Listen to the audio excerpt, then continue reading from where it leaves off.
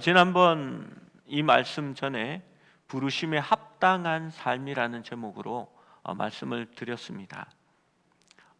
하나님께서 우리를 부르셨고 우리가 그 부르심에 응답하였으니 거룩된 삶, 구별된 삶을 살아야 한다라고 말씀을 드렸습니다. 3주 지났으니까 기억이 안 나는 게 정상입니다. 이렇게 갸우뚱 이렇게 하시는데 그게 맞습니다. 오늘 말씀은 그 부르심에 합당한 삶 중에서 마음으로 뜨겁게 사랑하라라고 말합니다. 사랑하는 것도 참 좋은데 이렇게 마음으로 뜨겁게 사랑하라라고 말합니다. 여러분 교회 가고 싶지 않으십니까? 저는 교회에 늘 있는데 성도들이 오면 참 좋습니다. 그래서 성도들이 오면 시간도 없는데 그 옆에 붙어서 이야기하고 한참을 시간을 보내다가 다시 4층 목양실로 들어가서 다른 일들을 하고 납니다. 교회에 오면 성도들을 만나고 또 함께 교제하고 서로를 보는 것이 정말 좋은 일이 되어야 할 줄로 믿습니다. 우리 임직식 할 때 이렇게 기념패 대신에 우리 조각상을 하나 드렸잖아요. 그걸 이렇게 조각하는 작가가 계신 교회에 이렇게 우리 김 목사님과 함께 찾아가서 그 조각상을 부탁을 드리고 어떤 디자인으로 해달라고 그렇게 말씀을 드리러 갔었습니다.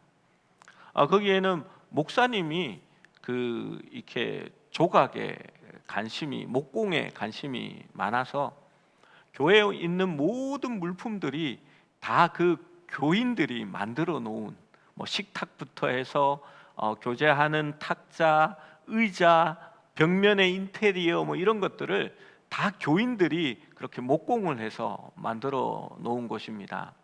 1년에 한 번씩 전시회도 하는 것 같은데 이렇게 내년에는 시간이 되면 한번 가서 구경을 했으면 합니다. 그 교회에 갔더니 화목 난로가 중앙에 이렇게 있더라고요. 이렇게 목공을 하는 교회니까 잣나무들이 많이 나오고 그 나무를 태우는 그런 난로라고 했습니다. 주로 주일날 많이 태운답니다. 왜냐하면 이렇게 난로를 거기에 이렇게 태우고 난로 위에 고구마라도 이렇게 은박지에 싸서 이렇게 올려놓으면 성도들이 다 모인대요. 큰 교회가 아니거든요. 그 성도들이 다 모여서 난로가에 이렇게 쭉 앉아가지고 이야기도 하고 이렇게 고구마 까먹으면서 그 따뜻하고 평안한 그 모습이 너무 좋았다라고 이야기합니다. 우리 본문에 나와 있는 너희가 뜨겁게 서로 사랑하라라는 말은 그러한 따뜻하고 편안한 느낌을 뛰어넘는 말입니다. 우리가 교회 나오면 나와 친하고 가까운 성도들 몇 명 간의 우정을 말하는 그러한 말도 아닙니다. 이 사랑은 주님의 성품에 기초한 그리스도인들의 행동으로 나타나는 서로 간의 의로운 관계를 이야기하는 것입니다. 우리 안에 계신 성령 하나님으로 말미암아 성령의 열매가 맺혀지는 겁니다. 예전에 이렇게 성경학교 이런 데 갔을 때 기억이 나는데요.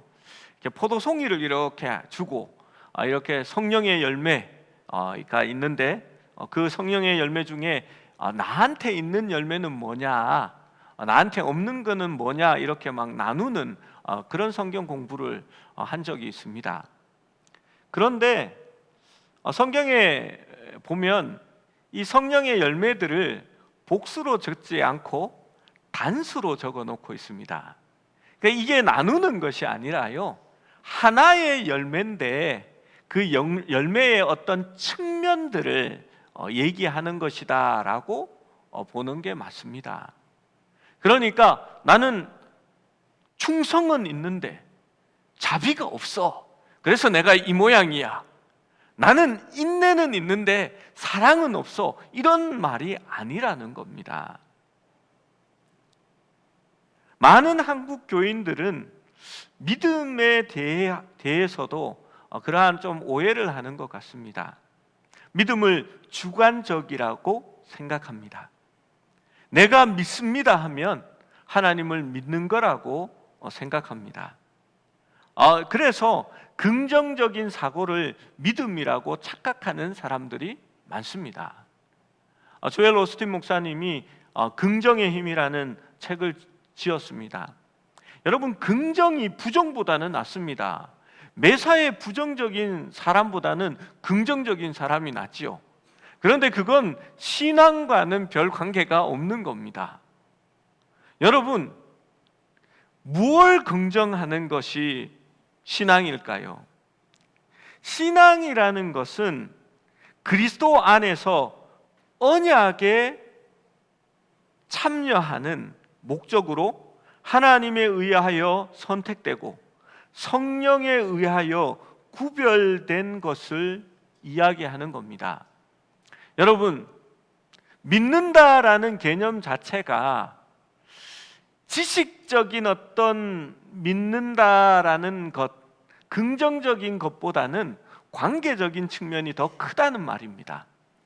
언약을 주실 때 네가 나한테 동의하면, 혹은 내가 살아있는 하나님이라고 네가 인정하면 구원을 받는다라고 얘기하지 않습니다. 하나님은 관계적인 측면을 말합니다.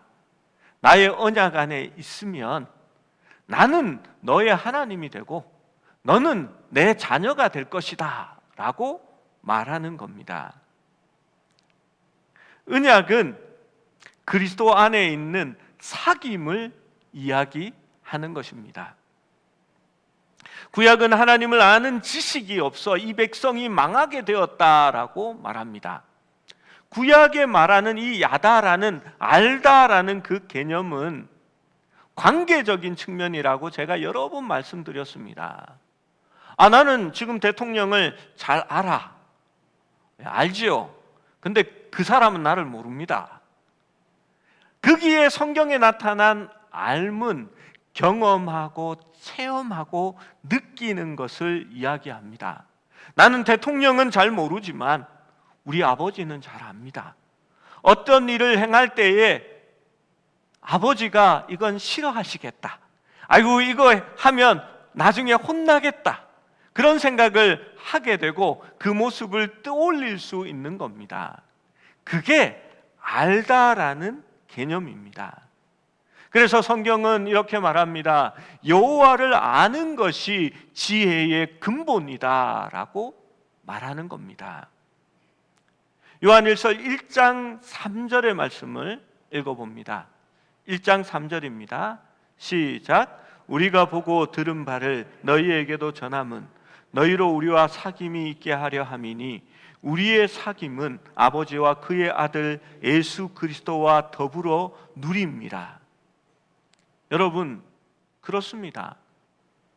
이것을 우리가 보고 들은 바를 너희에게 전하는 것은 사귐이 있게 하는 것인데, 그 사귐은 아버지와 그의 아들 예수 그리스도와 더불어 사귐이라고 말하고 있는 것입니다. 여러분, 큐티를 하는 이유가 그 사귐에 있습니다.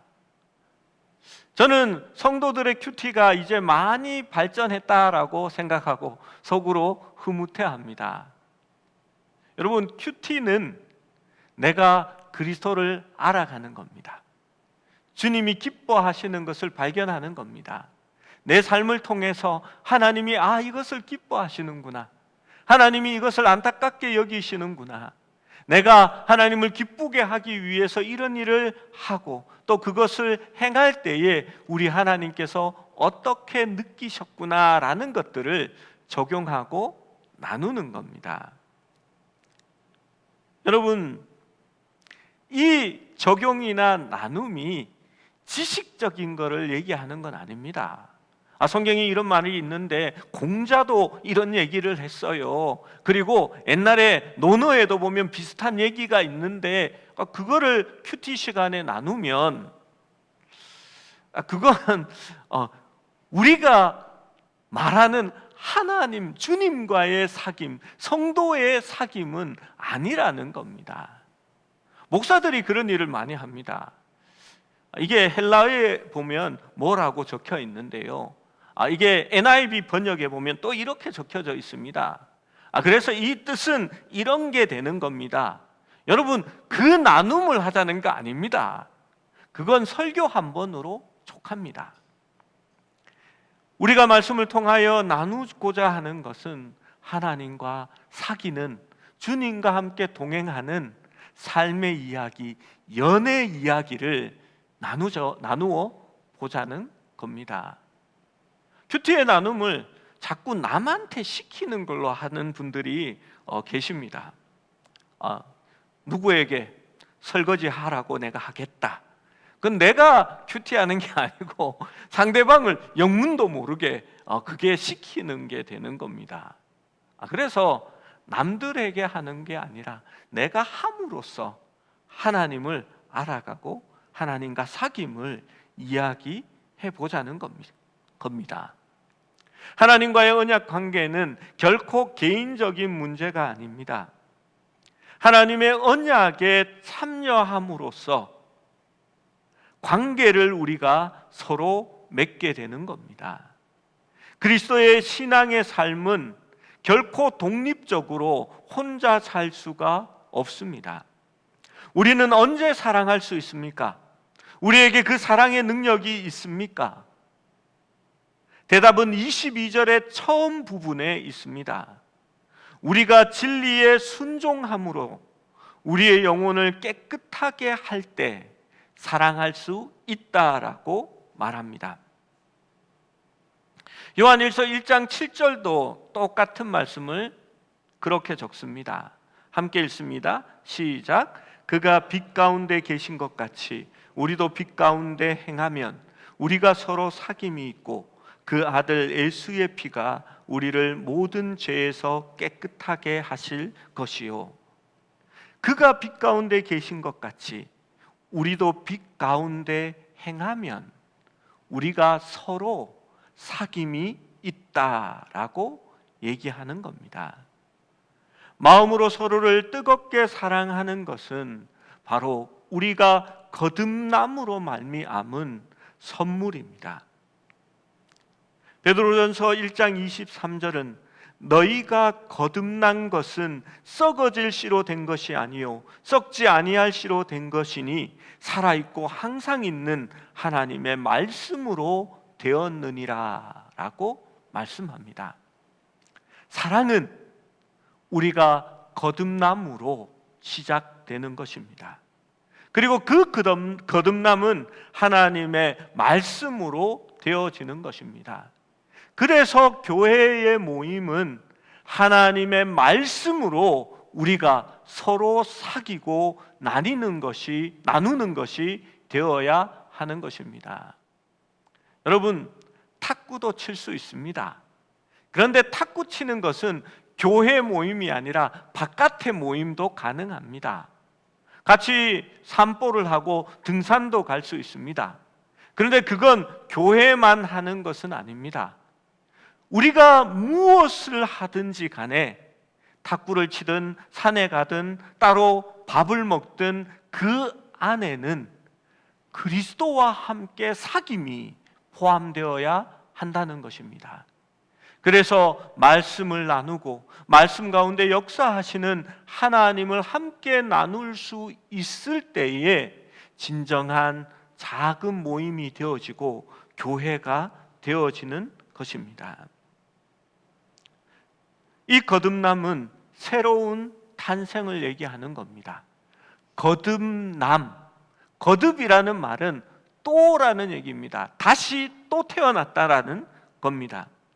이 거듭남은 하나님의 큰 사랑의 선물이 우리에게 주어진 것입니다. 그 사랑의 선물 중에서 가장 큰 것은 우리가 그리스도의 몸을 이루는 온전한 공동체가 되어진 겁니다. 가족이 되어졌다는 겁니다. 우리는 주님의 몸을 이루는 살 중에 살입니다. 주님의 뼈 중에 뼈가 되어지는 것입니다. 성령께서 우리를 하나로 만드셔서 그리스도의 몸을 만드신 것입니다. 그래서 우리가 비록 일주일 동안 잠시 떨어져 있어도 우리는 완전하고 퍼펙트한 하나입니다. 왜냐하면 하나의 몸이기 때문입니다. 우리는 주님의 몸이며 주님은 우리의 영이 되시기 때문에 그러합니다. 여러분, 이것이 그리스도인이 받은 가장 큰 축복입니다.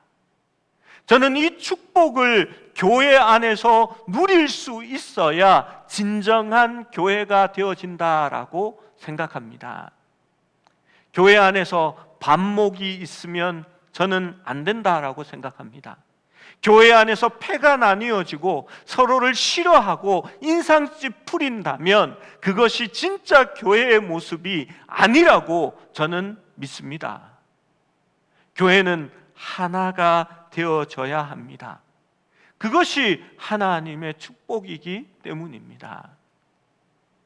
교회 안에서 웃음소리가 들리고 또 우리 비교적 젊은 분들이 집에 안 가고 저녁 늦게까지 남아서 함께 놀고 또 먹기도 하고 이러한 모습을 보면 교회가 이제 교회다워지는구나라는 느낌이 되어집니다.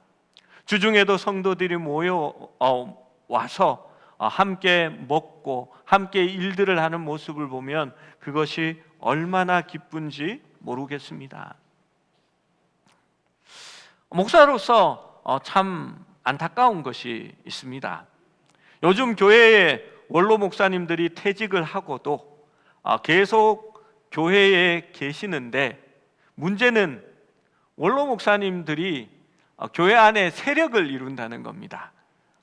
자기와 친한 사람, 나와 함께 했던 사람들이 세력을 이루고 또 이렇게 새로 위임한 목사님한테 자꾸 간섭해가지고 그 목사님이 괴롭게 하는 그런 일이 많이 있습니다.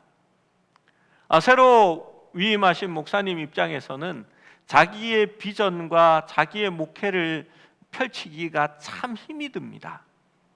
어떤 점을 강조하면요, 앞에 계셨던 분이 그러면 내가 한 목회는 이게 잘못된 거란 말이야, 이런 마음을 사기가 쉽거든요. 그래서 뭔가 하려고 하면 뭐라고 하지 않는데도 눈치를 보게 된다라고 동료 목사님들이 그 이야기를 합니다. 그래서 많은 목사님들이 또 성도들이 목사가 은퇴하면 교회를 빨리 떠나주는 것이 좋다라고 이야기합니다. 그래서 저도 거기에 대해서 찬성합니다. 찬성하면서도 마음이 아리는 것이 있습니다. 은퇴하면 비로소 목사의 무거운 짐을 내려놓고 사랑하는 성도들과 함께 교제하고 삶을 공유할 수 있을 텐데 벌써부터 천덕꾸러기 애정자가 되어서 이렇게 떠나가야 한다라고 이야기를 듣는 것이 마음이 참 아픕니다.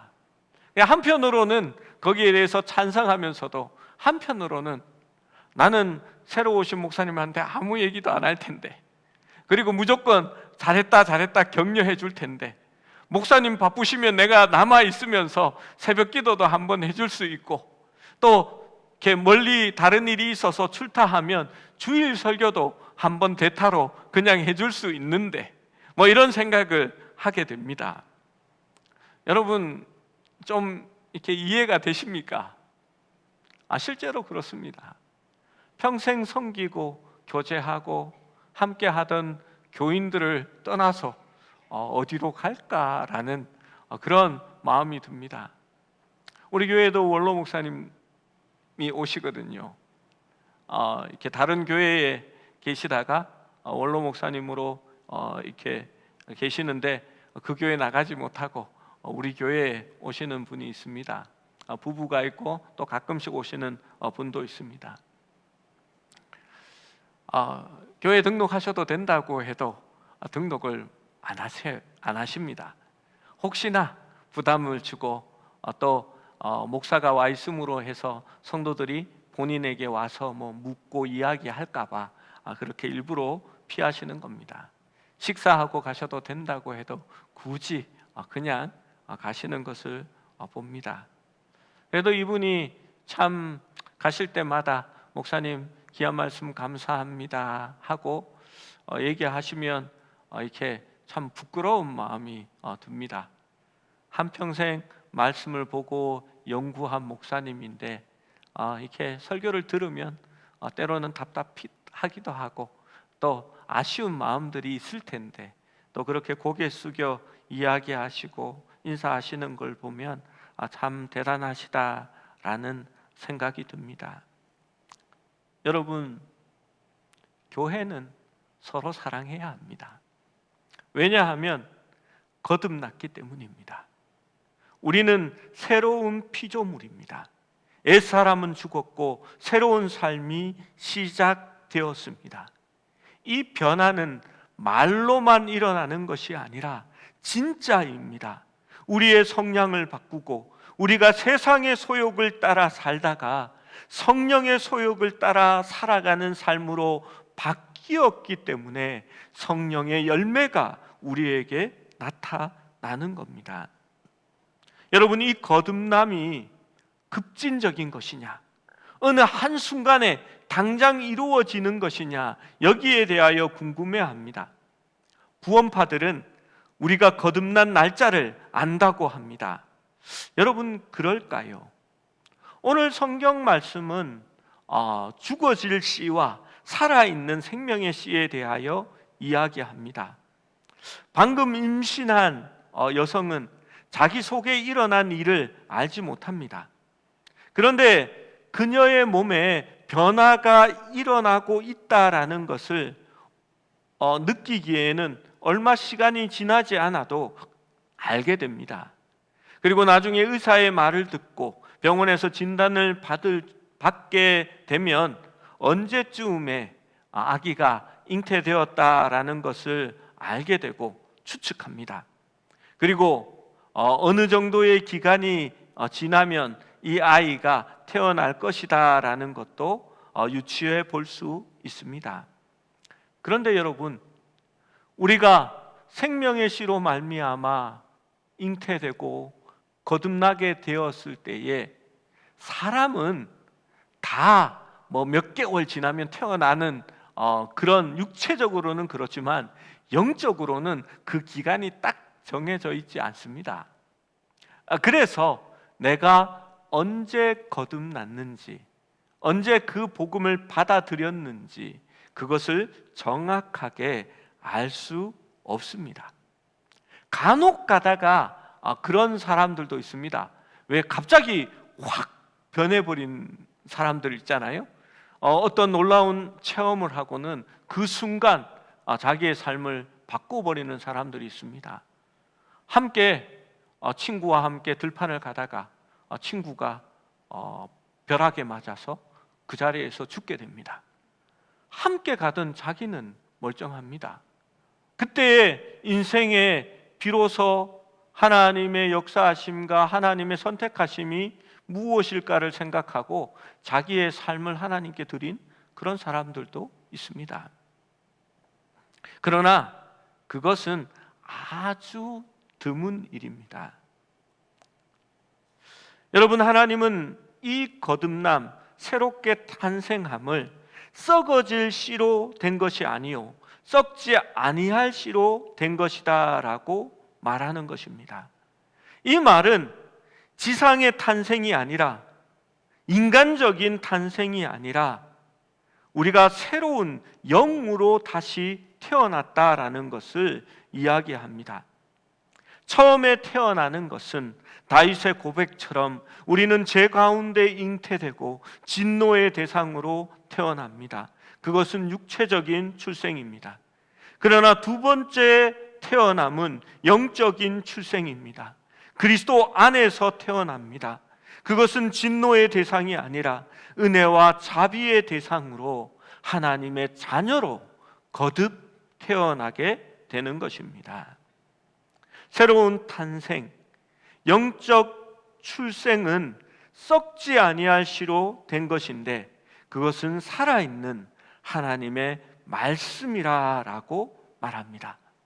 즉 말씀이 우리에게 생명을 주는 씨앗이 된 것이다 라고 말합니다. 그래서 우리의 모임 가운데 늘 말씀이 있어야 합니다. 왜냐하면 누군가는 그 말씀으로 통하여 하나님의 생명의 씨를 심게 되는 것이고 그것으로 인하여 그리스도인으로 거듭 태어나게 될 것이기 때문입니다. 여러분, 교회만 오면 구원받는 것이 아닙니다.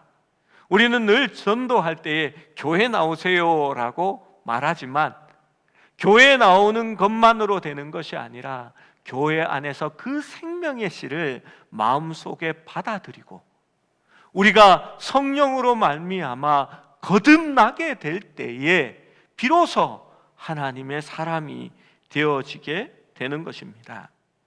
그래서 말씀이 중요합니다. 디모데후서 3장 16절 17절 말씀을 같이 읽어봅니다. 시작. 모든 성경은 하나님의 감동으로 된 것으로 교훈과 책망과 바르게 함과 의로 교육하기에 유익하니 이는 하나님의 사람으로 온전하게 하며 모든 선한 일을 행할 능력을 갖추게 하려 함이라. 성경이 하나님의 사람으로 온전하게 하며 모든 선한 일을 행할 능력을 갖추게 한다라고 말씀합니다. 이제 베드로는 이사야의 말씀을 인용합니다. 이사야 40장 6절에서 8절 말씀입니다. 우리 성경을 보면요 24절 말씀이 이렇게 들여쓰기를 해서 이렇게 문단이 안으로 이렇게 들어가 있습니다. 그 이유가 구약에 있는 말씀을 그대로 인용했기 때문에 그렇게 적어 놓은 것입니다. 이사야 40장 6절에서 8절 말씀을 같이 읽어보겠습니다. 시작. 말하는 자의 소리여 이르되 외치라.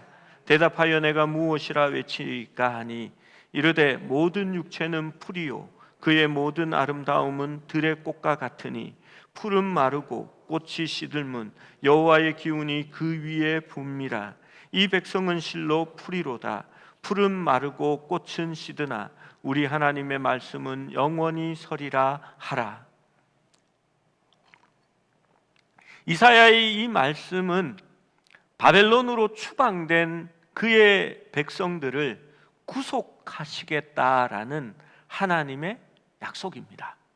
그 약속은 잊혀지지 않고 영원히 있을 것이다 라고 하시면서 이스라엘 백성들이 구원을 얻게 될 것이라는 약속을 하는 겁니다. 이 희망과 구원에 대한 선언은 예수님 오시기 전 6세기 전에 자신의 나라와 고향에서 추방되어 낙담하고 있는 이스라엘 백성들에게 영원한 하나님의 언약을 기억하게 하고 그들을 격려하는 말씀입니다. 하나님의 말씀은 사라지지 않고 영원히 서 있다고 하는 이 선지자의 선언은 흩어진 이스라엘 백성에게 다시 영원한 언약으로 희망을 갖게 하는 것입니다. 여러분, 이 말씀이 왜 베드로의 편지를 받는 성도들에게 적용되는 말씀일까요? 베드로도 지금 추방당하고 억압받아 아시아로 흩어진 성도들에게 편지를 통하여 이를 선포하고 있는 겁니다. 이들도 이스라엘 백성들처럼 자기 집을 버려야 했고, 신앙 때문에 가족을 잃어야 했고, 아무것도 없이 종교 난민이 되어 아시아로 흘러 들어온 것이었습니다. 아브라함과 야곱의 후손들은 하나님께서 조상들에게 하신 그 약속을 하나님이 잊어버렸을까 봐 두려워할 필요가 없습니다. 왜냐하면 여호와의 말씀은 영원히 있기 때문입니다. 베드로도 이 말씀을 취하여서 환난받는 1세기의 그리스도인들에게 하나님의 약속은 말씀으로 영원히 서 있음을 알려주는 것입니다. 베드로전서 1장 24절 25절을 읽어봅니다. 같은 말씀인데 베드로 전서에 인용되어 있는 말씀입니다. 시작. 그러므로 모든 육체는 풀과 같고 그 모든 영광은 풀의 꽃과 같으니 풀은 마르고 꽃은 떨어지되 오직 주의 말씀은 세세토록 있도다 하였으니 너희에게 전한 복음이 이 말씀이니라. 하나님의 말씀은 영원히 있을 것입니다. 그리고 너희에게 전한 복음이 곧 이 말씀이니라 라고 하면서 베드로는 이 단락의 끝을 맺고 있는 것입니다. 팔레스타인의 풀과 꽃은 우리가 보는 화분의 꽃과 풀보다 그 한 생의 주기가 훨씬 더 빠릅니다. 우기가 되면 한 번에 비가 오고 일제히 들의 꽃들이 싹을 내고 잎을 내며 2주 정도 만에 순식간에 자라나고 꽃을 피우기 시작합니다.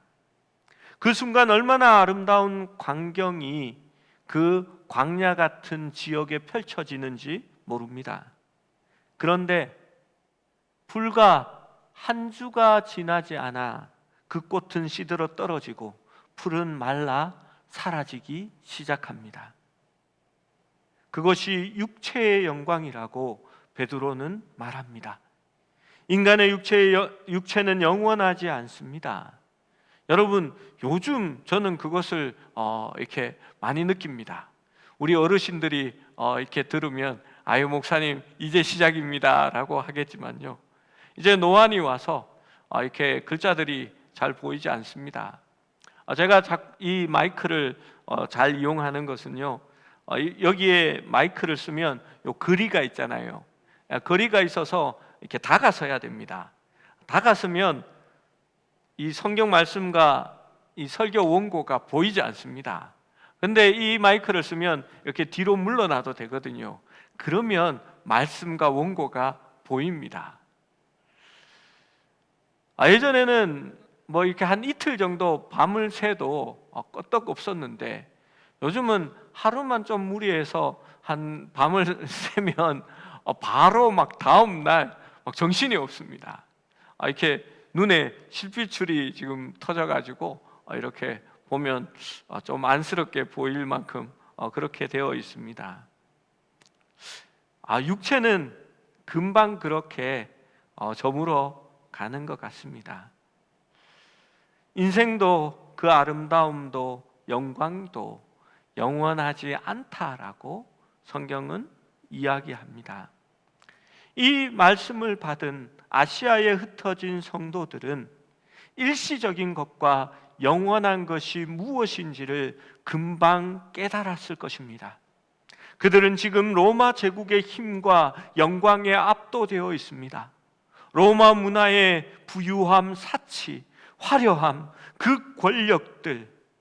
하지만 예수 그리스도로 주어진 하나님의 말씀은 영원하고 여기에 비교하면 로마는 풀과 그 꽃과 같은 것이다 라고 말씀하는 겁니다. 그래서 순간의 영광을 버리고 영원한 약속을 소유할 수 있는 이들이 정말 지혜롭고 용감한 이들인 것입니다. 하나님의 말씀이 우리에게 가져다 준 씨로 말미암아 거듭난 사람은 풀이나 꽃이 시들고 마르는 것처럼 그렇게 사라지지 않을 것입니다. 우리는 영원한 하나님의 약속 속에서 하나님 나라에 영원히 거하게 되는 백성이 된 것입니다. 바로 이 흩어진 성도들이 받은 진정한 축복, 그 복음이 바로 이것이다라고 말하는 것입니다. 그래서 서로 뜨겁게 사랑하라고 성경은 우리에게 말하고 있는 것입니다. 사랑하는 여러분, 세상에 있는 것들, 육체에 있는 것들이 그 영광과 아름다움이 오래가지 않습니다.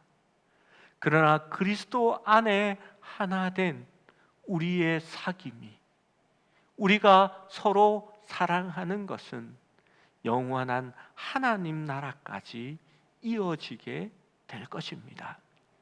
여러분, 더 사랑합시다. 사랑하긴 하는데 뜨겁게 사랑합시다.